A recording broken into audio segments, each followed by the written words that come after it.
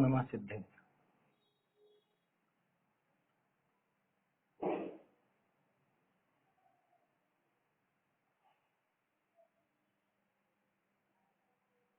श्री जिन शासन गुरु नमो नाना विधि सुखकार, आत्म हित उपदेश तें करें मंगलाचार, करें मंगलाचार।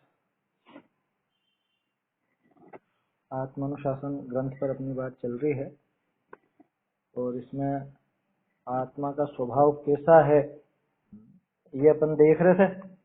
पहले तो आचार्य देव ने ये बताया कि प्रत्येक वस्तु का कैसा स्वभाव है। इस जगत में जितने भी द्रव्य हैं वो प्रत्येक द्रव्य का अनेकांतिक स्वरूप कैसा है ये अपन ने समझा। नित्यपना, अनित्यपना, सतपना, असतपना, एकपना, अनेकपना, तद्रूपता, अतद्रूपता, इस रूप से प्रत्येक द्रव्य अनेकांतात्मक है, ये बात तो समझ में आई। लेकिन प्रत्येक द्रव्य ऐसा है तो आत्मा अलग से पकड़ में कैसा है, तो उसके लिए आत्मा का लक्षण दे। आचार्य देव ने आत्मा का लक्षण बताया, कहा था ना, ज्ञान स्वभाव स्याद आत्मा। आत्मा तो ज्ञान स्वभाव है, ज्ञान उसका स्वभाव है, स्वभाव का कभी अभाव होता नहीं है। और स्वभाव की प्राप्ति ही वास्तव में अच्युति है। क्या मतलब कि कोई जीव अगर स्वभाव को प्राप्त कर ले तो फिर बाद में वो च्युत नहीं होता, वहां से भ्रष्ट नहीं होता, नष्ट नहीं होता। जो जीव मुक्त हो गया आज तक वो कोई संसार में आया क्या लौट करके उनमें, इसलिए उनकी समझ लो संसार में वापस से नहीं आते, यही अच्युति है। इसलिए जो उस अच्युति को, उस मुक्ति को जो चाहते हैं वो क्या करें कि भाव ये ज्ञान भावना, कि वो ज्ञान भावना को भाएं, माने ज्ञान रूप स्वयं का अनुभव करें, ज्ञान रूप स्वयं को देखें, उसको ये उसी को जाने, उसी का अनुभव करें, उसमें लीन हो जाए, तभी जाकर के वो मोक्ष प्राप्त होता है, मुक्ति प्राप्त होती है। ये छंद हो गया था अपना, इसका भावार्थ भी अपन देख चुके हैं। अब देखो आगे प्रश्न, जो पृथक्त्व वितर्क एकत्व वितर्क भेद लिए शुक्ल ध्यान स्वरूप जो श्रुत ज्ञान भावना रूप है स्वभाव जाका, ऐसा ज्ञान को भाए फल कहा हो है, ताका उत्तर कहें। क्या कह रहे हैं, पृथक्त्व वितर्क और एकत्व वितर्क ऐसे भेद लिए जो शुक्ल ध्यान स्वरूप श्रुत ज्ञान, श्रुत ज्ञान के भेद बताए है ना, ऐसे भेद लिए शुक्ल ध्यान स्वरूप जो श्रुत ज्ञान, हिंदी में भी यही लिखा है ना, जो श्रुत ज्ञान भावना रूप है स्वभाव जाका, या श्रुत ज्ञान भावना स्वरूप जो जिसका स्वभाव है, ऐसा कौन, कि ऐसा ही अपना आत्मा, अपन स्वयं। तो ऐसा जो मेरा स्वभाव है, अब ऐसे ज्ञान को भाने पर फल क्या होगा, उसका फल क्या होता है, पहले थोड़ा सा ही समझते हैं। पृथक्त्व वितर्क और एकत्व वितर्क में क्या है। वैसे तो वो शुक्ल ध्यान के भेद हैं, तो वो तो आगे जाकर के प्रारंभ होते हैं, आगे जाकर मैंने श्रेणियों के बाद वहां चालू होता है। लेकिन यहाँ सामान्य रूप से शुद्ध ज्ञान में अपन देखें तो आत्मा का पृथक्त्व और एकत्व, ये दोनों चीजें आत्मा में है या नहीं, जिसको हम समय सार में पढ़ते हैं एकत्व विभक्त। एकत्व विभक्त सुना पहले, एकत्व विभक्त आत्मा, तो किससे एकत्व किससे विभक्त, ये जो पृथक्त्व लिखा है या एकत्व लिखा है, देखो शब्द का अगर अर्थ देखोगे ना तो वितर्क नाम है श्रुत का, सूत्र पढ़ा होगा ना, वितर्क श्रुतम, 9वें अधिकार में आता है, 9वें अध्याय में तत्व सूत्र। तो वितर्क जो है वो तो है शुद्ध ज्ञान। अब कैसा शुद्ध ज्ञान, कैसा वितर्क, कि पृथक्त्व का शुद्ध ज्ञान, एकत्व का शुद्ध ज्ञान। इसका क्या मतलब निकला कि पृथक्त्व माने पृथकपना, भिन्नपना, भेद। किससे भेद, कि जगत की समस्त वस्तुओं से, पर द्रव्य से, पर भाव से, संयोगी भावों से, जो अपने राग द्वेष आदि आ रहे हैं, इन सबसे बिल्कुल पृथकता का अनुभव करना, पृथकता का विचार करना, उसका नाम है पृथक्त्व वितर्क। यहाँ पर वो श्रेणी वाली बात नहीं कर रहा हूं मैं, है ना, शुक्ल ध्यान में जो ध्याय जाता है उसकी बात नहीं। अभी तो अपन सिर्फ शुद्ध ज्ञान के भेदों पे लगाए कि आत्मा को जब मैं जानूंगा तो कैसे जानूंगा, कि पहले तो दूसरों से भिन्न है ये भी जानूंगा, और स्वयं अपने स्वरूप से अभिन्न है, अभेद है, ये भी जानूंगा। तो अभेद की जहां बात है वो है एकत्व वितर्क। वितर्क का श्रुतम, कि श्रुत ज्ञान उसका नाम वितर्क है, और उस श्रुत ज्ञान में अपने आत्मा के एकत्व का विचार चला, एकत्व निश्चय गत समय, सर्वत्र सुंदर लोक में, हालांकि वो प्रत्येक द्रव्य के लिए बात है, लेकिन ये जो एकत्व की बात चली, किससे एकत्व है आत्मा का? कि अपने ज्ञान स्वभाव से एकत्व। अपने जो अनंत गुण, अनंत दर्शन, अनंत ज्ञान, अनंत सुख, अनंत वीर इत्यादि हैं, वो तो अनंत चतुष्टय तो बाद में प्रकट होंगे, लेकिन वो ज्ञान, दर्शन, सुख, वीर आदि वो अपना स्वभाव है ना, अपने गुण है ना, वो चारित्र, श्रद्धा, ये सब अपने गुण हैं। तो इन गुणों से, इनकी पर्यायों से आत्मा का एकत्व, उस एकत्व का विचार, उसका नाम एकत्व वितर्क। उस पृथक्त्व का विचार, पृथक पने का, भिन्न पने का विचार, उसका नाम पृथक्त्व वितर्क। यहाँ पर फिर यहीं पर लेना है सर, वहां मत लगाना कि शुक्ल ध्यान में ऐसा करते होंगे, वो शुक्ल ध्यान में इस तरह से नहीं चलता है, समझ। तो ऐसा जो शुक्ल ध्यान स्वरूप, जो श्रुत ज्ञान भावना रूप है, स्वभाव ज्यादा श्रुत ज्ञान की भावना रूप जिसका स्वभाव है, ऐसे ज्ञान को भाने का फल क्या होता है? यानी आप कह रहे हो कि हम इस ज्ञान की भावना भाएं, पिछले छंद में कहा था ना 174 में कि ज्ञान की भावना भाव, तो ये ज्ञान की भावना भाएंगे, इसका फल क्या होगा? इसका कुछ लाभ होगा क्या? क्या मिलेगा इसका फल हमको? तो वो यहाँ पे इस छंद में दिखा, छोटा सा छंद और सरल है बिल्कुल। ज्ञानमेव फलम ज्ञाने ननु श्लाघ्यमनश्वरम् अहो मोहस्य माहात्म्य मन्यदप्यत्र मृग्यते। ज्ञानमेव फलम ज्ञाने ननु श्लाघ्यमनश्वरम् अहो मोहस्य माहात्म्य मन्यदप्यत्र मृग्यते।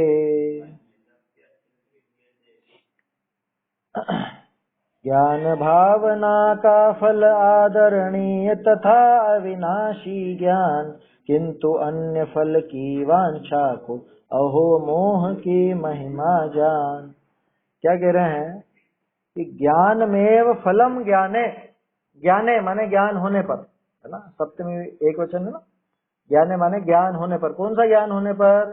कि वो जो ज्ञान की भावना की आप बात कर रहे थे आचार्य देव, तो आचार्य देव ने जो कहा ज्ञान की भावना भाव, ज्ञान स्वरूप की भावना भाव, उस ज्ञान स्वरूप की भावना भाने पर क्या होगा? ज्ञानमेव फलम, कि उसका फल ज्ञान ही है। ये क्या बात हुई कि ज्ञान करें और ज्ञान का फल ज्ञान है?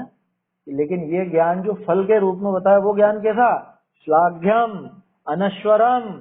श्लाघ्य माने प्रशंसनीय, श्लाघा बोलते हैं प्रशंसा को, क्या आत्मश्लाघा ऐसा कहते हैं ना, कि आत्म प्रशंसा करता रहता है उसको बोलता है आत्मश्लाघी, और वो आत्मश्लाघी करता है आत्मश्लाघा।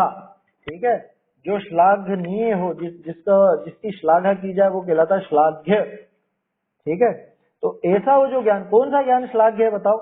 मति ज्ञान, शुद्ध ज्ञान, अवधि ज्ञान, मनःपर्य ज्ञान, कौन सा ज्ञान श्लाघ्य है? इनमें से तो एक भी ज्ञान श्लाघ्य माने प्रशंसनीय नहीं है। कौन सा ज्ञान है श्लाघ्य? एकमात्र वो केवल ज्ञान। तो वो जो केवल ज्ञान पर्याय वाला है ना, स्वभाव की बात नहीं कर रहे हैं, वो पर्याय में प्रकट होने वाला केवल ज्ञान। और कैसा ज्ञान? अनश्वर, एक और शब्द दे देना साथ में, नहीं तो कोई सोचे कि श्लाघ्य तो सम्यक ज्ञान को भी कह सकते हो आप, श्लाघ्य तो अवधि ज्ञान, मनःपर्य ज्ञान को भी किसी अपेक्षा कहा जा सकता है, लेकिन उन्होंने साथ में अनश्वर जोड़ दिया। तो अनश्वर कौन सा इन पांचों में से? मति, शुद्ध, अवधि, मनःपर्य, केवल ज्ञान में से? कि वैसे देखा जाए तो हर एक ज्ञान एक एक पर्याय का ही है, एक एक क्षण का ही है, लेकिन फिर भी केवल ज्ञान लगातार, केवल ज्ञान, केवल ज्ञान, केवल ज्ञान, केवल ज्ञान, ऐसी अनंत अनंत पर्याय केवल ज्ञान की ही होती रहेंगी। ये अनंत ज्ञान लगातार होता रहेगा, कभी प्रकट होने के बाद नष्ट नहीं होता, बदलती नहीं हो पर्याय। बदलती का मतलब अन्य रूप नहीं होती, बदलाव तो होता है लेकिन अन्य रूप बदलाव नहीं होता, इसलिए इसको अनश्वर नाम भी दिया जाता है। तो ऐसा अनश्वर और श्लाघ्य जो ज्ञान है, वो ज्ञान ही इस भेद विज्ञान का फल है, वो ज्ञान ही इस ज्ञान भावना का फल है। माने पिछले छंद में जो कहा था कि अगर तुम मुक्ति चाहते हो तो ज्ञान की भावना भाव, तो ज्ञान की भावना भाने का फल क्या होगा? कि पर्याय में वो अनंत अनंत और श्लाघनीय, ऐसा प्रशंसनीय केवल ज्ञान प्रकट हो जाएगा, वो केवल ज्ञान प्रकट हो जाएगा वहां पे। आया समझ में? तो ये तो उसका फल है, गजब की बात है। है ना, इतना सुंदर, इतना अपना मन पसंद फल अपने को मिल रहा, लेकिन उसके बावजूद अहो मोहस्य महात्म्यम। लेकिन देखो कितने खेद की बात है कि ये मोह का महात्म्य, मेरे ख्याल से यहीं से उठाया टोडरमल जी ने, मोह की महिमा। मोह की महिमा शब्द लिया ना, क्योंकि आत्मानुशासन पहले पढ़ चुके थे, आत्मानुशासन की टीका पहले ही कर चुके थे मोक्षमा प्रकाशक, तो बहुत सी चीजें ऐसी मिलती हैं, चाहे तो नोट कर लीजिएगा। ये मोह की महिमा ये यहाँ से निकाला, अहो मोहस्य महात्म्य, ये मोह का महात्म्य देखो। अरे मोह भी कोई महान है क्या? महान का मतलब कितना भारी है। यहाँ महात्म्य का अर्थ कोई प्रशंसा सूचक महात्म्य नहीं है, ये प्रशंसा का महात्म्य नहीं है। ये तो इतना खतरनाक ये मोह कि अन्यदप्यत्र मृग्यते। लो, अन्यत, अन्य कुछ ही, अन्यत अपि अत्र मृग्यते, मिलकर बन गया अन्यदप्यत्र मृग्यते। ये मोह की महिमा ही है, इस ज्ञान का फल ये अन्य जगह पे ढूंढता रहता है। मृग्यते माने जैसे मृग तृष्णा होती है ना, हिरण दौड़ता रहता, मृग्यते माने उसकी तलाश में भटकना, है ना।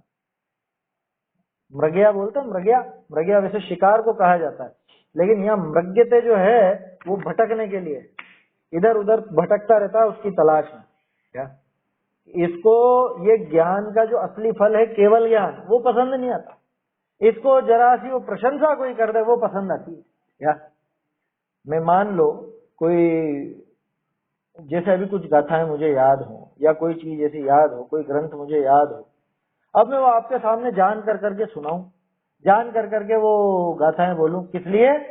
अरे इससे लोग बाग मुझे ऊंचा समझेंगे, सोचेंगे अरे इनको बहुत याद है, प्रशंसा होगी। तो वो थोड़ी सी प्रशंसा, थोड़ी सी प्रसिद्धि या थोड़ा कुछ उसके पीछे रुपए पैसे अगर मिलते हैं, जैसे कंठपाठ योजना चलाते थे ना अन्ना जी, क्या याद करके सुनाते और उनको इनाम देते, तो उनको तो बहुत अहोभाव आता था इसलिए वो इनाम देते थे। अब लेकिन ये तो याद करने वाले के ऊपर है कि वो किस लिए याद कर रहा है।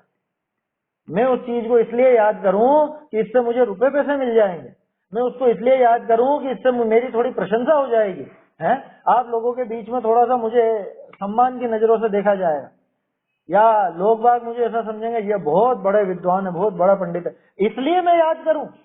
अरे उस ज्ञान का फल तो उस केवल ज्ञान की प्राप्ति थी, नहीं था? तो केवल ज्ञान की प्राप्ति इस ज्ञान का फल है, और ये इस ज्ञान से छोटे मोटे चमत्कार, प्रसिद्धि, रुपया पैसा, तंत्र मंत्र, रिद्धि सिद्धि, ये चीजें चाहता। समझ में आएगा? ये मोह की महिमा है कि जिस ज्ञान का सहारा लेके, जिस ज्ञान की भावना भा करके उस अनंत ज्ञान को, केवल ज्ञान को प्राप्त किया जा सकता था, लेकिन वो इसको रास नहीं आया, वो इसे पसंद नहीं आया। वो इस जरा से, इस ज्ञान से मतलब जरा सा फल चाहता है। कैसा फल चाहता है? थोड़ी बहुत प्रसिद्धि हो जाए, प्रशंसा हो जाए, ये मिल जाए, वो मिल जाए, तरह तरह की बातें। अन्यदप्यत्र मृग्यते, अन्यत भी, अन्य जगह पर भी अन्य वस्तुओं को इसके माध्यम से वो चाहता है। ये जो अपने को विद्या मिली है, ये जिनवाणी मिली है, जैन शासन मिला, किस लिए मिला है? ये कोई लौकिक सिद्धियों के लिए मिला है? लोग बाग हमको ऊंचा समझेंगे, हमें रुपए पैसे की सहूलियत हो जाएगी, हमें थोड़ा पुण्य का उदय आ जाएगा, इसलिए? इससे मैं क्या साधना चाहता हूँ? ये जो विद्या मिली, इस विद्या से अगर मैं अपना कोई लौकिक कार्य साधना चाहता हूँ तो ये तो मोह की महिमा। अहो मोहस्य महात्म्य। बोलो, अपने को भेद विज्ञान की बातें सुनने को मिली ना, ये काय के लिए सुन रहे हैं अपन? कि दूसरों की प्रशंसा मिल जाए, दूसरों से कुछ लाभ हो जाए, या और कुछ नहीं तो पुण्य बन जाए, या टाइम पास हो जाए, समय निकालना है। इसलिए अगर सुनते हैं तो ये अहो मोहस्य महात्म्य, ये मोह की महिमा है कि जिस ज्ञान के बल से ये केवल ज्ञान को साध सकता था, जिस ज्ञान के बल से ये अनंत ज्ञान की प्राप्ति कर सकता था, उस ज्ञान से जरा सी तूतड़े सी चीजें चाहता, ये मोह की महिमा है। सुन, छंद बिल्कुल सीधा है, लेकिन चोट लगनी चाहिए कि हम आखिरकार ये अभ्यास क्यों करते हैं, हम ये जिनवाणी को क्यों पढ़ते हैं, हम याद क्यों करते हैं, हम और जो भी है ना ये धार्मिक कार्य लगा लेना, इस ज्ञान संबंधी जो भी क्रियाएं ये क्यों करते हैं? अगर कोई लौकिक सिद्धि चाहिए, चलो इस लोक की नहीं चाहिए, अगले भाव में स्वर्ग मिल जाए, तो भी मोह की महिमा है, तो भी मोह की महिमा। इस ज्ञान का फल तू स्वर्ग जाता है क्या? अरे मूर्ख, इस ज्ञान के फल में तो केवल ज्ञान मिलता था और तूने उसकी कीमत ही गिरा दी, इतनी कीमत गिरा दी। जैसे किसी के पास हीरा हो, हीरा है ना, अब उस हीरे से उसकी पूरी दरिद्रता दूर हो सकती थी, लेकिन उसने उसके लिए काई में काम लिया। कह रहे मुझे तो समझ नहीं आ रहा है, कौवा बहुत काव काव कर रहा है, इसको कैसे भगाऊं, कंकड़ पत्थर भी नहीं, ये फेंका, हीरा फेंक के और उसको उड़ाने की कोशिश है। समझ, खूब है उदाहरण ऐसे, खूब। क्या कौवा उड़ाने के लिए या सुई में धागा पिरोने के लिए उसकी रोशनी काम में लेती है वो बूढ़ी महिला है। रत्न मिल गया कोई रत्न और बहुत चमकदार है ना, तो वो सुई में धागा पिरोने में काम में लेते हैं। या पेपर वेट बना लिया, पेपर वेट होता है ना, कागज नहीं उड़े उसके लिए रख दिया ऊपर। बोलो, तो ये इतनी ऊंची अपने को ये वस्तु मिली है, इतना ऊंचा अपने को ये ज्ञान मिला है, जिससे कि हमको केवल ज्ञान की प्राप्ति हो सकती थी, अनंत ज्ञान, और उसके साथ साथ अनंत सुख आता है। वो अनंत सुख, अनंत ज्ञान की प्राप्ति हो सकती थी, लेकिन वो नहीं, उसके लिए नहीं साधा इसको किस लिए साध रहा हूं मैं, कि कोई लौकिक प्रयोजन पूरा हो जाए। धर्म परीक्षा पढ़ी नहीं पढ़ी? उसमें मूर्खों की कहानियां है ना शुरू में, तो उसमें वो चंदन मूढ़ की कथा है एक। क्या? चंदन मूढ़। चंदन मूढ़ की कथा क्या है कि वो राजा को एक वो लकड़हारा दिखा, बेचारा बहुत गरीब था, परेशान था, तो उसको उसने कुछ मदद कर दी थी, पानी वानी पिला दिया होगा, कुछ कर दिया होगा राजा को, कुछ सेवा कर दी छोटी मोटी। तो उसने कहा क्या चाहिए, कि अरे मेरी तो दरिद्रता बहुत है, परेशान हूँ। तो राजा ने उसको क्या कहा, ये बगीचा ले लो, ये बगीचा तुम्हारा। काई का बगीचा? उस बगीचे में चंदन ही चंदन के पेड़ थे, सारे पेड़ चंदन के। अब वो मन में क्या सोचता है वो लकड़हारा, अरे राजा भी कैसा है ये, मैंने तो कुछ रुपए पैसे मांगे थे, मैंने तो सोचा था कि यहाँ आके मुझको कुछ रुपए पैसे मिल जाएंगे, धन मिल जाएगा, ये मुझे पेड़ दे दिए हैं। तो पहले ही लकड़ियां काट काट के गुजारा कर रहा था, ये लकड़ियां थी, चलो ठीक है कोई बात नहीं, ये लकड़ियां काट काट करके बेच देंगे। बेच देंगे नहीं, बेचता तब तो पैसा, अब क्या करूं इन लकड़ियों का, क्या करूं, तो वो ईंधन के रूप में काम में ली उसने। क्या? चूल्हा होता है ना, चूल्हे बनाने में, चूल्हे में रोटी बनाने में वो चंदन की लकड़ियां काम में लेने लगा, और वो सारे के सारे चंदन के पेड़ खत्म हो गए, सिर्फ एक पेड़ बचा। तब फिर अगले साल उसको राजा मिला, कहो क्या हाल है, तो देखा तो वो का वही झोपड़ी और वैसा का वैसा ही, गरीबी निकली नहीं इसकी, खत्म ही नहीं हुई। तो राजा ने पूछा, मैंने तुम्हें वो बगीचा दिया था चंदन के पेड़ का, उसका तुमने क्या किया? कि क्या करता था, वो तो चूल्हे में जला जला के काम में ली मैंने, लकड़ियों का क्या करता, कि कितनी बची है, कुछ बचा है उसमें? कि अब ये तो ये जरा सा टुकड़ा बचा था, पेड़ भी नहीं बचा था, एक जरा सा टुकड़ा बचा था, कि तू एक काम कर कि जाकर के पंसारी या कोई भी किसी की दुकान पर जाकर के इस चंदन को बेचा। तो वो चंदन की लकड़ी का मूठा लेकर के, इतनी सी छोटी सी हाथ बराबर लकड़ी, वो लेके गया, तो उसने उसको सैकड़ों हजारों रुपए दिए। तब फिर उसका माथा ठनका, और फिर जो रोया, क्योंकि रोता इसे जब मालूम पड़ा कि इतनी कीमती वस्तु और मैंने जरा जरा से, मतलब वो जलाने में उसमें काम में ले ली, खत्म कर दिया उसको। अगर उसके एक पेड़ को भी मैं बचा के रखता, एक पेड़ भी, उसकी लकड़ी भी अगर बाजार में बेचता, तो उससे तो मेरी दरिद्रता दूर हो जाती, सारी गरीबी नष्ट हो जाती। ऐसे चंदन मूढ़ अपन है। क्या? जिस ज्ञान से वो केवल ज्ञान की प्राप्ति हो सकती है, जो ज्ञान अनंत सुख, अनंत ज्ञान को दिलाने वाला है, उस ज्ञान को मैं जरा सी वाहवाही के लिए, जरा सी लोगों की प्रशंसा के लिए, लोगों के सामने अच्छा दिखने के लिए उसमें ही खर्च कर रहा हूँ उस ज्ञान को, या वो ज्ञान उसी समय उसको ही प्राप्त कर रहा हूँ, बस उसकी प्राप्ति के लिए वो ज्ञान के पीछे पड़ो। कभी भी जिनवाणी इसलिए नहीं पढ़ना कि मुझे दूसरों को खुश करना, कभी भी जिनवाणी इसलिए नहीं पढ़ना है कि मुझे लोक में इससे कुछ रुपए पैसे मिल जाए, आए समझ? कभी नहीं। अरे ये अलौकिक विद्या है, ये अलौकिक विद्या अपने को अलौकिक केवल ज्ञान, अनंत सुख दिलाने वाली विद्या है ना।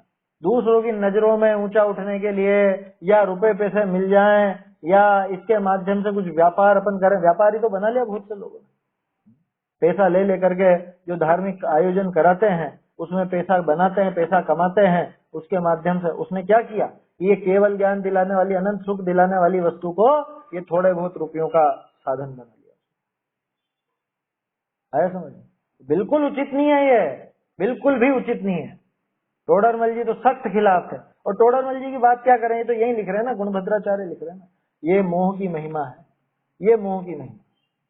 बोलो अज्ञानता ही तो है ना, कि जिस ज्ञान से हम उसको साध सकते थे, अनंत ज्ञान अनंत सुख को, उस ज्ञान से जरा जरा से लौकिक काम साधना चाहता है, ये विपरीतता है। ठीक है, सरल है छंद तो, लेकिन अपने को वास्तव में अंदर से चोट लगनी चाहिए क्या, कि ये हम क्या कर रहे हैं, ये क्या करना चाह रहे हैं इस ज्ञान से, क्यों पढ़ते हो भाई, क्यों स्वाध्याय करते हो, है ये विचार करना। देखिए अर्थ पढ़ते हैं, निश्चय करी ज्ञान विषय ज्ञान ही फल है, क्या निश्चय से देखा जाए तो ज्ञान में ज्ञान ही फल है, ज्ञान का फल ज्ञान ही, तो सर्वथा सराहने योग्य है और अविनाशी है। सर्वथा, सर्वथा, सर्वथा माने सभी प्रकार से, हर अपेक्षा से, है ना, कथनचित किसी अपेक्षा से, सर्वथा हर तरह से, हर अपेक्षा से, कि किसी भी तरह से देख लो ज्ञान तो सराहने योग्य है, ये श्रेष्ठ है, श्लाघनीय है, श्लाघ्य है, और कैसा अविनाशी है। ज्ञान आपको रूप रहे फिर क्या है, ज्ञान आपको रूप रहे फिर अचल निहारे, ज्ञान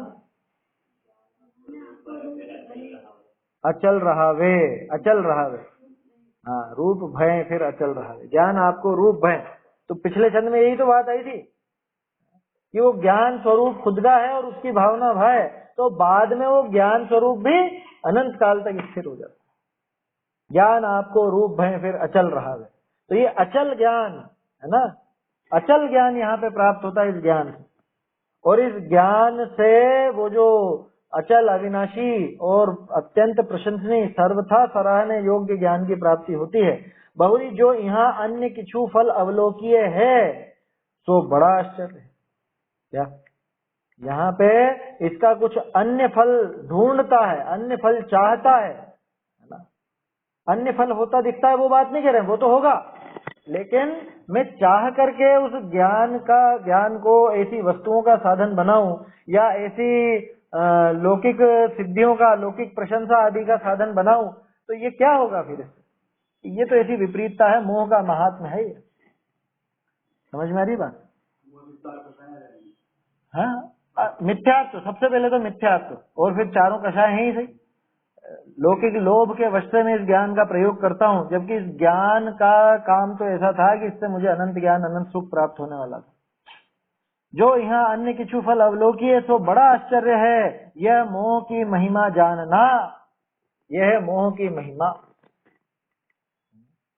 टोडरमल जी ने दिखाई ना मोक्षमा प्रकाशक में मोह की महिमा, उसके अंदर सब कषायों का वर्णन करा, कैसे कैसी दुर्दशा हो जाती है। सबसे पहले तो मिथ्यात्व का वर्णन किया, मिथ्यात्व के साथ साथ कषायों का वर्णन किया, ये मोह की महिमा है। देखो भावार्थ देखते हैं, श्रुत ज्ञान करी पदार्थनिको यथार्थ जानिए, ताका तत्काल तो सोई पदार्थनी का जानपना होना ही फल है, और परंपरा करी ताका फल केवल ज्ञान ही है।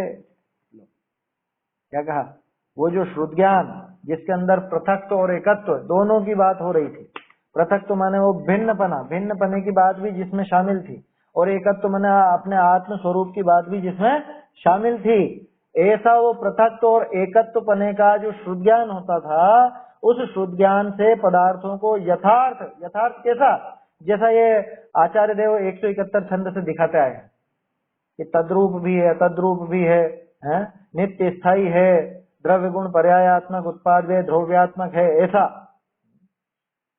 श्रुत ज्ञान से पदार्थों को यथार्थ जाने, है ना, ताका तत्काल तो। अब देखो ज्ञान का फल पहले भी अपन ने कई बार चर्चा करी है, बहुत बढ़िया विषय है वो, क्या होता है ज्ञान का फल, परीक्षा मुख में आया ना, तुम्हारे नहीं आया क्या परीक्षा मुख, पिछले साल पढ़ी होगी ना, क्या है ज्ञान का फल, अज्ञान निवृत्ति, हान उपादान उपेक्षाश्च फलम, परीक्षा मुख के 5वें अध्याय का पहला सूत्र, ये नहीं पढ़ा? अच्छा 3 ही अध्याय था, कोई बात नहीं। तो ज्ञान के फल में ये चीज है, 2 तरह से फल दिखा है, एक तो साक्षात फल, एक परंपरा फल। तो साक्षात तो क्या होगा कि जब मैं वस्तु स्वरूप को जानूंगा तो साक्षात तो इतना होगा कि मेरे उस वस्तु के संबंध में जो अज्ञान पड़ा हुआ था, उस अज्ञान की निवृत्ति हो जाएगी। अज्ञान का निवारण हो जाएगा, माने अज्ञान दूर हो जाएगा।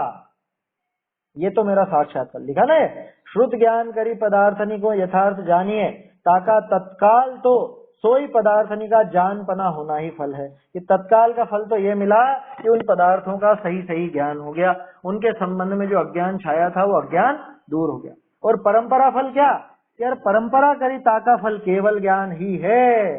लिखा था ना वो श्लाघ्यम अनश्वरम, तो अनश्वर ज्ञान तो केवल ज्ञान है।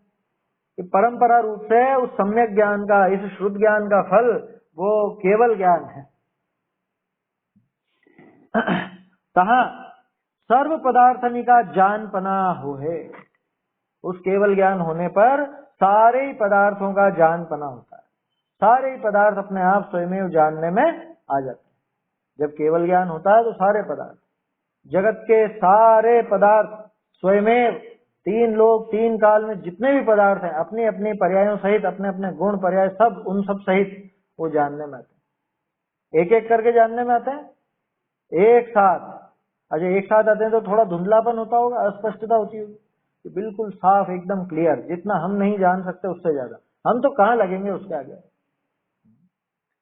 अच्छा ये मेरे हाथ में ये लकड़ी है, ठीक है ना, ये मेरे हाथ में है ये, तो ये मुझे स्पष्ट दिखती है कि नहीं दिखती है?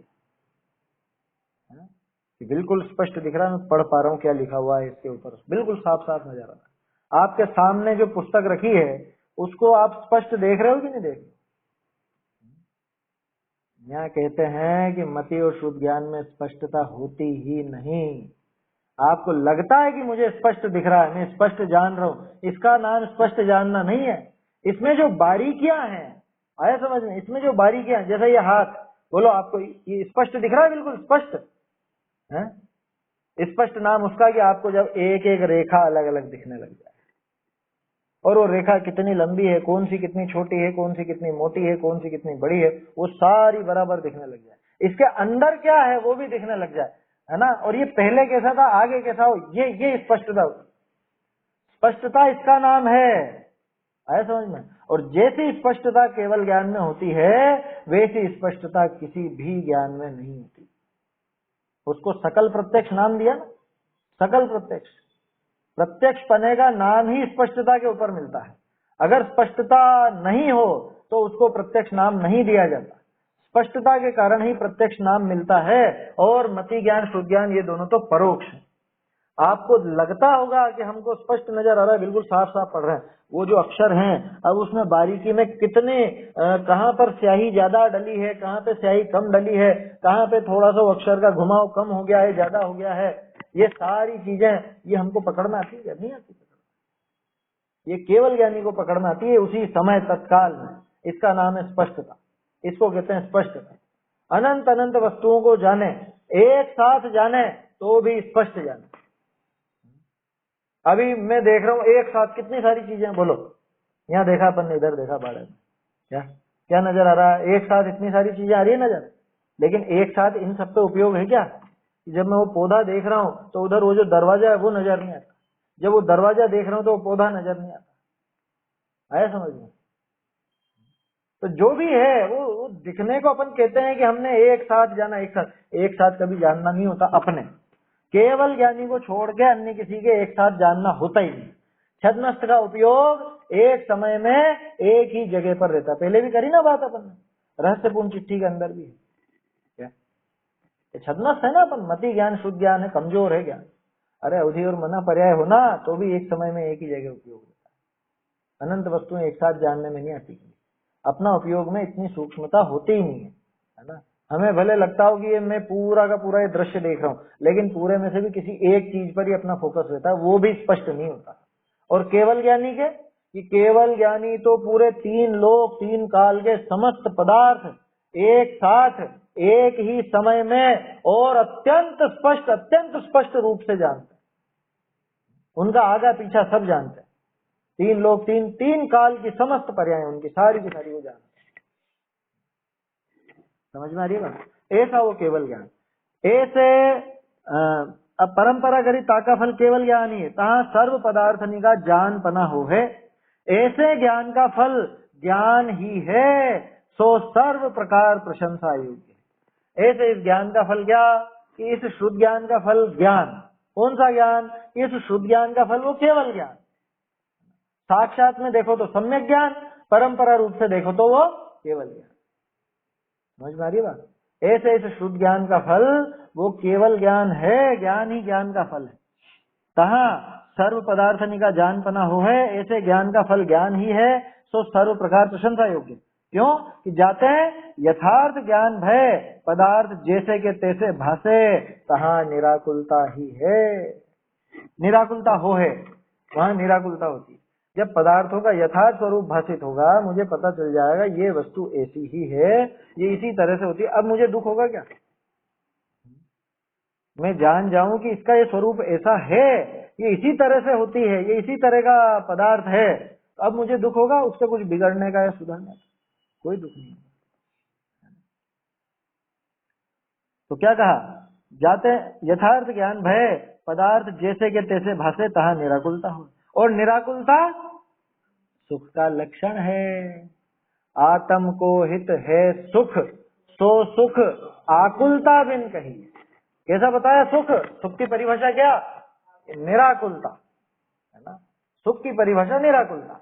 आकुलता बराबर दुख, निराकुलता बराबर सुख। पहले भी देखा ना ऐसा था। कषाय इज इक्वल टू आकुलता इज इक्वल टू दुख। जितनी कषाय उतनी आकुलता उतना दुख, जितनी कम कषाय उतनी कम आकुलता उतना कम दुख, या उसको थोड़ा सा सुख भी कह देते हैं। आकुलता का अभाव, कषाय का अभाव माने दुख का अभाव माने सुख। तो निराकुलता जिसका लक्षण है, ऐसा सुख भी उस ज्ञान से ही प्रकट होता है, ये समझना चाहिए। निराकुलता सुख का लक्षण है। सुख को सर्व चाहे है। देखो एक विचार कर रहे थे हम वो नियम सार जी पढ़ रहे हैं ना, अभी शाम को पढ़ते हैं हम लोग। तो नियम सार जी की गाथा में आया, वहां पे वो ज्ञान के साथ साथ ही सुख की बात करी। तब मुझे एकदम से विचार आया, हमेशा ज्ञान के साथ सुख की बात क्यों करते हैं? ज्ञान के साथ सुख की बात क्यों करते हैं? ज्ञान अलग गुण है, सुख अलग गुण है, लेकिन बार बार ही ज्ञान और आनंद की एक साथ क्यों करते हैं बात? तो हमने आपस में करते रहते हैं, हम चर्चा करते हैं इस तरह। तो वास्तविकता ये है कि मान लो केवल ज्ञान हो जाए, खूब ही हो केवल ज्ञान। केवल ज्ञान की महिमा तब तक नहीं है जब तक उसके साथ सुख ना। हालांकि ऐसा होता नहीं है कि केवल ज्ञान अलग रहे और अनंत सुख अलग रहे। जिसको केवल ज्ञान है उसको अनंत सुख भी है। अरे पूरे तीन लोग तीन काल का जानता हूं मैं तो, लेकिन मैं उससे दुखी दुखी हो रहा हूं, तो ऐसा ज्ञान किस काम का बताओ? तो वो ज्ञान की महिमा तब है कि उसके साथ अनंत सुख। बात समझ में आ रही है वर्धमान भैया? उस ज्ञान की महिमा ही तब है कि जब उसके साथ अनंत सुख हो। इसलिए जब भी केवल ज्ञान की बात आती है तब उसके साथ अनंत सुख की बात आती है। अथवा जब आत्मा के स्वभाव की बात आती है तो अकेले ज्ञान का नाम नहीं लेते, ज्ञान आनंद बोलते ना, मैं ज्ञान आनंद स्वभावी हूं। तो वो ज्ञान किस काम का अगर आनंददायी नहीं हो? तो सोचना इस बारे में। मैं तो खूब ही ज्ञान कर लूं अभी, लेकिन वो ज्ञान करके अगर मेरा आकुलता बढ़ती हो, दुख बढ़ता हो, तो ऐसा ज्ञान किस काम का? ऐसा जानना किस काम का? कि ज्ञान वो सुख का कारण है। क्यों? क्योंकि ज्ञान वस्तु स्वरूप के ज्ञान को ही यहाँ पे ज्ञान कह रहे हैं, ऐसे आलतू फालतू ज्ञान को नहीं कह रहे हैं। वस्तु स्वरूप का जो ज्ञान है वो ज्ञान होने पर आकुलता घटती है, और आकुलता का घटना, आकुलता का नहीं होना, उसी का नाम सुख है। क्योंकि आकुलता का लक्षण दुख है। आया समझ में? निराकुलता हो तो सुख हो, और वो निराकुलता जानने पर होगी, इसलिए ज्ञान सुख का कारण है और इसीलिए ज्ञान की महिमा है। बात समझ में आ रही है? इसलिए ज्ञान और सुख का जोड़ा है। ज्ञान और सुख का जोड़ा है। अनंत ज्ञान आता है तो उसके साथ अनंत सुख भी है ही है, होता ही होता। ऐसे ही यहाँ जो सम्यक ज्ञान, ये जो सम्यक शुद्ध ज्ञान होगा, तो इसके साथ में आनंद होगा ही होगा। वस्तु स्वरूप का यथार्थ ज्ञान होने पर आनंद होगा कि कषाय पैदा होगी? क्या होगा? आकुलता खड़ी होगी ये वस्तु स्वरूप जानने पर। जब आप जान लोगे अरे ये शरीर आदि मेरे नहीं है, तो ये दुख का कारण बनेगा ये ज्ञान कि सुख का कारण बनेगा? कि फिर आपको परवाह ही नहीं रहेगी, और ये हो गया, फोड़ा हो गया, फुंसी हो गई, ये बीमारी हो गई, अरे मेरा है ही। वो ज्ञान आया, ज्ञान ने दिखाया ये तेरा नहीं है, इतना मात्र जाना और इसमें वो दुख गायब। आया समझ में? वो जुलाहे की सुनी होगी ना कहानी, को धुने को बुने, क्या दादा सुनाते हैं कई बार। वो टेंशन में आ गया। वहां बम्बई गया था घूमने उसके दोस्त के पास, तो वो दोस्त ले गया, चला देखो जहाज दिखाता हूँ, विदेश से जहाज आते हैं जो, तो पानी का जहाज देखा रुई से भरा हुआ। अब ये तो था जुलाहा, जुलाहा तो समझते हैं ना, तो पिंजरा समझ लो, जुलाहा समझ लो। इतनी रुई, इतनी रुई कैसे धुनूंगे, कौन धुनेगा, कौन बुनेगा, कौन धुनेगा, कौन बुनेगा, पागल हो गया। अब ये ज्ञान था कि नहीं था उसको? ये ज्ञान नहीं कहलाता, ये मिथ्या ज्ञान है, ये मोह की महिमा है। अब फिर जब उसका दोस्त था, उसने कि क्या करें इसको, कैसे सुधारें, तो एक कोई पत्रकार से मिल करके और ऐसे एक झूठी खबर ऐसे निकाल दी कि समुद्र में वो जो उस रास्ते से जहाज आ रहा था, रुई का जहाज, वो डूब गया, खत्म हो गया, जल गया, जल गया, डूब गया, जो भी हो गया उसका, कि वो सारी रुई खत्म हो गई। अब उसमें होता है, देख ये अखबार में देख, ये खबर है, अच्छा खत्म, अब नहीं करना, अब ना धुनना, अब ना बुनना, हो गया टेंशन फ्री, सारी की सारी टेंशन, सारी परेशानी दूर हो गई। तो बोलो वो आनंद किस वजह से हुआ उसको? वो जब जाना कि अब मेरा इसमें कुछ लेना देना ही नहीं है, ये मेरा काम था भी नहीं, और उसने जान लिया कि होता भी तो भी अब मुझे कुछ नहीं करना, अब टेंशन फ्री हो गया। ऐसे ही जब ये जाना कि शरीर मेरा नहीं, ये घर बार मेरा नहीं, ये धन संपत्ति आदि परिवारजन आदि ये मेरे नहीं, तो अब उसके बाद इसका ये दुख बढ़ेगा कि घटेगा?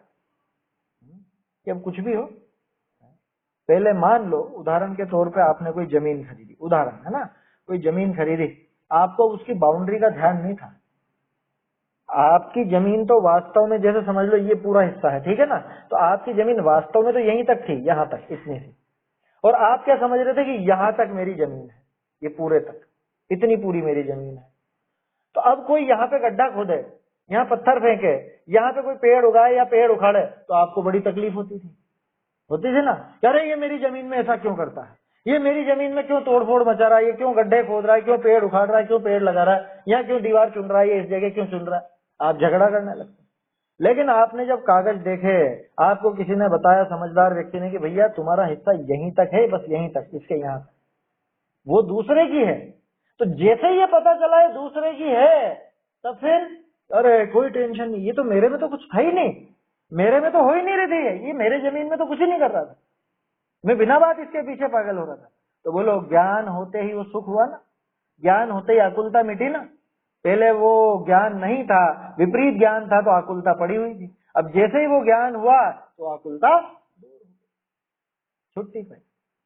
तो इसलिए ज्ञान जो है वो वास्तव में सुख का कारण है, और जिसको सुखी होना हो वो ये सम्यक ज्ञान प्राप्त करे, वो ये शुद्ध ज्ञान से ऐसा विचार करे, आत्मा के एकत्व का, अपने स्वरूप से एकत्व का और अन्य द्रव्यों से पृथक्त्व का। इसी का नाम है ये एकत्व वितर्क और पृथक्त्व वितर्क। यहाँ पर वो श्रेणी वाली बात मत लगाना, है ना, शुक्ल ध्यान में जो होता है वो अलग प्रक्रिया है। यहाँ भी अपन भेद ज्ञान की बात कर रहे हैं, भेद ज्ञान में भी इसका नाम भी एकत्व वितर्क और पृथक्त्व वितर्क दिया यहाँ थोड़ा सा, क्योंकि वितर्क श्रुतम, वितर्क शुद्ध ज्ञान का नाम है।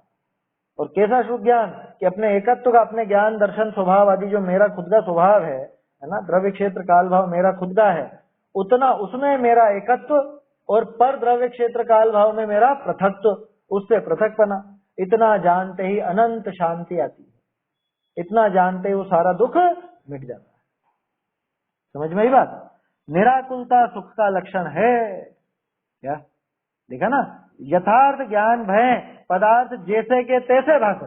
यथार्थ ज्ञान होने पर पदार्थ जैसे हैं वैसे ही उनका स्वरूप भाषित होता है, यथार्थ ज्ञान होता है। और यथार्थ ज्ञान होने पर, पदार्थों का सही सही ज्ञान होने पर निराकुलता हो है, और निराकुलता सुख का लक्षण है। अब बोलो चाहिए कि नहीं चाहिए? निराकुलता चाहिए, सुख चाहिए। सुख को सर्व चाहे है, कौन है इस जगत में जो सुख को नहीं चाहता? एक इंद्रिय जीव भी सुखी ही होना चाहता है, कोई भी जीव ऐसा है क्या जो दुखी होना चाहे? सुख को सर्व चाहे हैं, बहुरी सुख विषय पराधीनता आदि कोई दोष नहीं है। इस सुख में, ये जो निराकुलता लक्षण सुख है, इस सुख में पराधीनता का कोई दोष नहीं, इसमें कोई बाधा नहीं। वो जैसे इंद्रिय सुख के लिए लिखा था ना प्रवचन सार जी में, सपरम बाधा संयम विच्छिन्नम, है ना, ये सब पर है, बाधा सहित है, विच्छिन्न है, और दुख में एवतः, और आखिर में भी दुख रूप आदि मध्यांत दुख भरा हुआ है उसमें, उस लौकिक सुख में जिसको हम सुख समझते हैं, पांच इंद्रिय के विषय भोग रूप सुख में। तो क्या कह रहे हैं? इस सुख विषय पराधीनता आदि कोई दोष नहीं है। खाना खाने में जो सुख होता है, जिसे हम सुख कहते हैं, लौकिक सुख जो है, उसमें पराधीनता है या नहीं? उसमें तो बहुत पराधीनता है। तो घर की महिलाएं भोजन बनावे तो भोजन कर पाए, नहीं तो कहाँ से कर पाएंगे बताओ। महिलाएं आंदोलन छेड़ दो, नहीं बनाएंगे आज हम खाना, करो खुद का काम खुद बनाओ खाओ, क्या फिर क्या होगा? ये पराधीनता नहीं है कि अच्छा चलो महिला को ही खाना हो खुद बनाने को, तब तो स्वाधीन है। अरे तो भी पराधीन है। वो गैस खत्म होगी, अब बैठे रहो, वो सामग्री खत्म होगी जो बनाने की, वो सामग्री नहीं हो तो नहीं बन पाएगा, है ना? पराधीनता है ना। 5 इंद्रिय के जो भी विषय भोग हैं वो सारे के सारे पराधीन हैं। जगत में एक भी विषय भोग ऐसा नहीं जिसमें पराधीनता नहीं। किसी वस्तु की, किसी व्यक्ति की, किसी क्रिया की, किसी न किसी चीज की तो अधीनता होती है वहां, इसलिए वो सारे तो पराधीन है। और ये जो ज्ञान से सुख होता है, ये कि इसमें पराधीनता नहीं है, ये स्वाधीन सुख है। आया समझ? ये स्वाधीन सुख है। इसमें ऐसी स्वाधीनता है कि इसमें कुछ भी नहीं चाहिए। एक चाय बनानी हो आपको, चाय जरा सी चीज, तो चाय के लिए जाने क्या क्या चीजें चाहिए? गैस चाहिए, है ना? गैस का वो क्या बोलते हो आप, चूल्हा चाहिए, और बर्तन चाहिए, दूध चाहिए, चाय पत्ती चाहिए, शक्कर चाहिए, चाय छन्नी चाहिए, फिर आपके पीने के लिए गिलास भी चाहिए, तपेली में तो पियोगे नहीं, है? वो सब चीजें चाहिए, कप या गिलास जो भी है। बोलो इतनी पराधीनता। और आत्मा का अनुभव करने के लिए, आत्मा से जो सुख पैदा होता है, उस सुख के लिए बोलो कुछ चाहिए? कुछ नहीं चाहिए। इसीलिए तो मुनिराज अपरिग्रही होते हैं। मुनिराज के अपरिग्रह महाव्रत का कारण क्या बताओ? कि उनको जो सुख चाहिए, उस सुख में अन्य किसी चीज की आवश्यकता ही नहीं है। जब आवश्यकता नहीं है तो क्यों रखेंगे वो? अगर आवश्यकता होती तो रख लेते। जब आवश्यकता ही नहीं तो क्यों रखेंगे बताओ? जो आत्मिक सुख उनको चाहिए ना, वो उनके परम स्वाधीन है वो सुख, उसमें रंच मात्र भी पराधीनता नहीं है। इसलिए न तो पर की तरफ देखते हैं, न पर वस्तुओं को चाहते हैं, न पर वस्तुओं का संग्रह करते हैं, वैसा भाव भी नहीं होता। तो वो पराधीनता नहीं है उसमें। इस सुख विषय पराधीनता आदि कोई दोष नहीं है। पराधीनता तो सबसे बड़ा दोष है। पराधीनता सबसे बड़ा दोष। किसी के अधीन होना, इससे बड़ा दुख और क्या होगा बताओ? आपको वो जो तोता है ना, तोता, उसको बहुत सुंदर आप पिंजरे में रखो, सोने के पिंजरे में रखो, और वो उसको खूब अच्छा दाना पानी सब देते रहो, जो जो पसंद की चीजें सब देते रहो, बराबर उसका ख्याल रखो, लेकिन फिर भी वो सुखी रहता है क्या? दुखी ही रहता है। कोई भी पक्षी जो आजाद पंछी है, स्वच्छंद विचरता है आकाश में, तो वो पराधीन रहना पसंद नहीं करते। कोई भी नहीं रहना पसंद करता। आपको एक कमरे में बंद कर दिया जाए, कमरा तो बहुत बड़ा होता है जब, है ना, कमरे में बंद कर दें, यहीं रहना आपको, और आपकी सारी सुख सुविधाएं यहाँ मिलेंगी आपको। यहीं पे पंखा, कूलर, एसी वैसी सब यहीं मिलेगा, खाना पीना सब यहीं हो जाएगा। बोलो, कह रहे तो जेल है। जेल ही तो है ना, जेल में और क्या होता है? बंद करके तो रखा जाता है, खाना पीना तो वहां भी देता है। तो ऐसी जेल कोई बर्दाश्त नहीं करता। ऐसा सुख जो पराधीनता से प्राप्त हो, वो सुख बिल्कुल भी पसंद नहीं आना चाहिए, वो काम का नहीं। क्या है वो? निर्दोष सुख, निर्दोष आनंद लो जहां भी प्राप्त हो, जहां पे पराधीनता नहीं, वह सुख सदा ही त्याज्य रे पश्चात जिसके दुख भरा। लौकिक सुख तो ऐसे ही है। और ये वाला सुख कैसा है कि ये अत्यंत निर्दोष, पराधीनता रहित, है ना, पूर्ण सुखमय। ऐसा ये जो सुख है, ऐसा सुख तो चाहिए। बहुई जो विषय सामग्री रूप, कोई लाइन छूट तो नहीं की? हाँ ठीक है। इस सुख विषय पराधीनता आदि कोई दोष नहीं है। बहुरी जो विषय सामग्री रूप फल को चाहिए है, सो यह मोह की महिमा है। बताओ, इस ज्ञान के बाद भी ये फल चाहता है, इस ज्ञान होने के बाद भी ये फल चाहता है, अथवा इस ज्ञान से ये फल चाहता है, तो ये तो जबरदस्त मोह की महिमा है। क्या दुर्दशा होगी इस जीव की? जो विषय सामग्री, 5 इंद्रिय के विषय भोग की सामग्री रूप फल को चाहता है, सो ये मोह की महिमा है। जैसे खाज रोग भय खुजावने की सामग्री भली लागे, जिसको खुजली होती, खाज हो जाती है ना, खाज, अब उसको खुजालने की सामग्री मिल जाए, कुचरने की कुछ सामग्री मिल जाए, तो उसको वो चीज बहुत अच्छी लगती है। हाँ, बढ़िया बढ़िया बढ़िया, अच्छा लग रहा है, अच्छा लग रहा है। टोडरमल जी ने उदाहरण मोक्षमा प्रकाशक में भी दिया। खाज खुजाते हुए जैसा सुख लगता है उसको, जबकि वास्तव में सुख नहीं है। वो उसको बिल्कुल छील देगा भी खुजाते खुजाते, खून निकल आएगा और इन्फेक्शन हो जाएगा। जैसे खाज रोग भय खुजावने की सामग्री भली लागे है, तैसे मोहते काम क्रोधादि भाव आत्मा के होई, तब याको स्त्री पुत्रादि सामग्री भली वसे। लो अपन सब खाज लिए, ये खाज हो रही है अपने क्या? ये खाज कौन सी खाज? इस मोह रूपी खाज के कारण ये सब बाहरी वस्तुएं अच्छी लगती हैं। जैसे खाज होने पर वो खुजाना अच्छा लगता है ना, कोई खुजा देगा तो बहुत अच्छा लगता है, और करो अच्छा लग रहा है, मजा आ रहा है, ये मजा आ रहा है, अभी तेरे ये बिल्कुल खून निकल आएगा, मांस निकल आएगा, ऐसी दुर्दशा हो जाएगी। देखा कभी सर्दियों में होता ना, बाजार में गलियों में कुत्ते देखे होंगे आपने, जिनके खाज हो जाती है, पूरे उनके सब वो बाल वाल सब झड़ जाते हैं और ऐसा हो जाता है बिल्कुल शरीर, और बेचारे कहीं पे भी ऐसे पीठ रगड़ते हैं, पूंछ रगड़ते हैं, जो भी उनके मतलब जहां पे भी आराम मिले उनको वो चीजें अच्छी लगती है।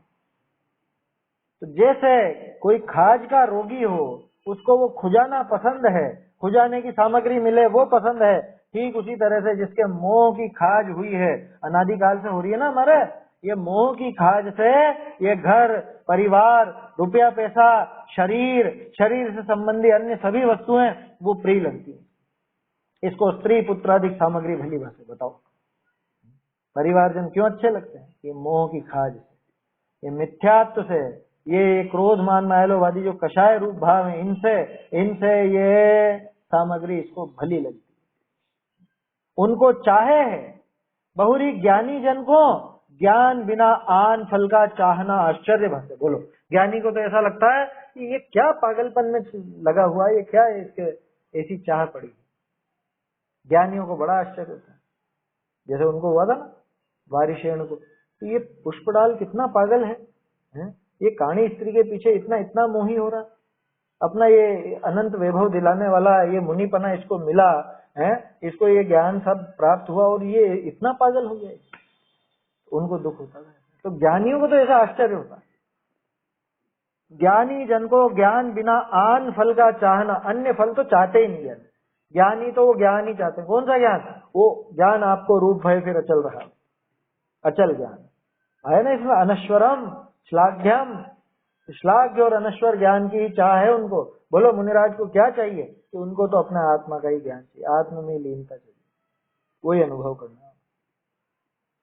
ज्ञानी जन को ज्ञान बिना आन फल का चाहना आश्चर्य भसे। देखो आगे क्या कह रहे हैं, जैसे भूत लगे पुरुष की चेष्टा का आश्चर्य होई तैसे मोही जीवनी की चेष्टा का ज्ञानी को आश्चर्य है। बताओ, हमें आश्चर्य लगता हो कि अरे मुनिराज जंगल में क्या करते होंगे, इनके पास कुछ भी तो नहीं है, ये गर्मी सहन करते हैं, सर्दी सहन करते हैं, ये बारिश सहन करते हैं, ये क्या करते होंगे वहां, कैसे अपना टाइम पास करते होंगे? हम तो हमारा टाइम पास कर लेते हैं, ऐसा कर लेते हैं, वैसा कर लेते हैं, बहुत सारी चीजें हो जाती है, मोबाइल है और ये सारी बातें, ये क्या करते होंगे? उनको आश्चर्य होता है कि ये यहाँ कहाँ गंदगी में पड़ा हुआ है, ये इसके भूत लगा है। जैसे किसी के माथे भूत चढ़ जाए, है ना, जनता आ जाए किसी के ऐसे परेशान करने के लिए, है ना, भूताविष्ट पुरुष की भांति सियाण में गाथा है ना समय सार जी, भूताविष्ट और ध्यानाविष्ट। जैसे किसी को भूत लग गया हो तो वो क्या करता है कि जैसे जैसे वो भूत नचाता है वैसे वैसे नाचता है। ऐसे ये मोह का भूत लगा हुआ है, कषायों का भूत लगा हुआ है, जैसे जैसे मिथ्यात्व और कषाय नचाते हैं ये जीव नाचता है। ये कषाय भाव इसको प्रेरित करते हैं कि अरे ये खावें, ये पिए, ये ऐसा भोग भोगें, और ये उन भोगों की तरफ दौड़ता है। ये मिथ्यात्व की महिमा है, मोह की महिमा है। कितना स्पष्ट लिख दिया, भूत लगे पुरुष की चेष्टा का आश्चर्य हुई। देखा कभी किसी को ऐसा सुनते हैं कि वो 20-20 किलो और वो इतना इतना खा जाता है, जब उसके वो आता है ना शरीर में डील में आता है कोई भूत प्रेत, या 50-50 किलो सामने खाना रखो वो भी खा जाए, ये कैसे खा गया ये? अरे ये भूत खिला रहा है, ये खा रहा है। या देखा होगा कभी शादी ब्याह में आपने, बहुत से समाज के लोग ऐसे होते हैं, वो गंगा मैया करते हुए जाते हैं, और उनकी वो जो महिलाएं रहती है वो साबर नहीं आती क्या 5-5, 6-6 जने पकड़ते हैं उनको, तो भी उनसे हिलती तक नहीं है, इतना जोश आ जाता है। तो ये क्या है? अरे ये भूत नचा रहा है इनको। नहीं देखा कभी? बारात वगैरह में देखिएगा, बहुत से समाज की महिलाओं को इस तरह से, कुछ समाज हैं इस तरह के जो माता पूजन के लिए जाते हैं, माता पूजन करते हैं, माता पूजन, गंगा जी लेने जा रहे हैं साहब, गंगा जी। खैर उनकी तो क्या बात करें, हम कौन से गए, मतलब हम कौन से उनसे अच्छे हैं, हमारे मोह का भूत लगा है, उनके तो थोड़ी देर का भूत है, उतर जाएगा, हमारा अनादिकाल का भूत है वो नहीं उतर रहा। ये जो मिथ्यात्व और कषाय है, इनका भूत जब चढ़ता है माथे पर तो ये बहुत विपरीत चेष्टाएं करता है। तो ज्ञानियों को तो उस चेष्टा का आश्चर्य होता है, क्या अरे मोही जीव कैसी कैसी चेष्टा कर रहा है, ये 5 इंद्रिय के विषय भोगों की तरफ। आपको आश्चर्य नहीं होता ये कैसे पी लेते हैं ये शराब, ये कैसे पी ले, ये जर्दा कैसे खा लेते होंगे लोग बात, ये सिगरेट कैसे पी लेते होंगे। अपने को तो ऐसा आश्चर्य होता कि ऐसा क्या पागलपन, ऐसा क्या पागलपन, जिसमें खुद बीमार भी हो रहे हैं और बताते ऐसा ही है कि स्वाद भी ऐसा होता है, बेकार सा कड़ा कड़ा सा पता नहीं क्या है? अपन ने तो कभी कोई ऐसा शौक किसी ने, जैनी ने तो करके देखा नहीं होगा। खैर बिगड़ने वाले तो जैनों में भी बिगड़े हैं, क्या बात करें। तो अपने को आश्चर्य होता है कैसे कर लेते हैं, ऐसे ज्ञानी जीव का आश्चर्य होता है ये विषय भोगों में कैसे लग जाता है, कैसे इसको यहाँ सुख दिखता है संसार में, कैसे खुद को सुखी मान लेता है। ये बड़े आश्चर्य की बात है कि जहाँ दुख ही दुख भरा हुआ है, ऐसे इस संसार में इसको सुख कैसे भाषित होता है। ये है मोह की महिमा, इसी को डेवलप करा टोडरमल जी ने, ये मोह की महिमा लिखा ना, अहो मोहस्य महात्म्यम। ये तो वह निशान लगाने लायक है। मोह की महिमा चैप्टर में 175 छंद लगाया जा सकता है, चाहे तो नोट कर लीजिए, यहाँ पे नोट कर लीजिए मोह की महिमा मोक्षमा प्रकाशक, और मोक्षमा प्रकाशक में नोट कर लेना 175, ये मोह की महिमा। तो ऐसे मोह की महिमा है जिसकी वजह से ये संसार में भटकता है, 5 इंद्रिय के विषय भोगों में सुख मानता है, उन्हीं में अपना भला जानता है। जबकि जो समझदार व्यक्ति है वो तो उस ज्ञान की ही आराधना करके और उस अनंत सुख अनंत ज्ञान को ही भोगता है। ये इसका सार है ना। छंद भी हो गया, अगला छंद अपन कल देखेंगे। छंद बोल लेते हैं एक बार।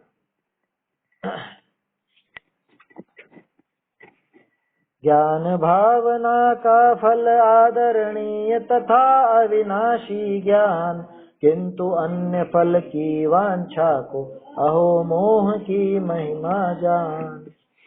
चैतन्य का स्मरण प्रतिक्षण ही करो रे, भव के अनंत दुख को क्षण में हरो रे।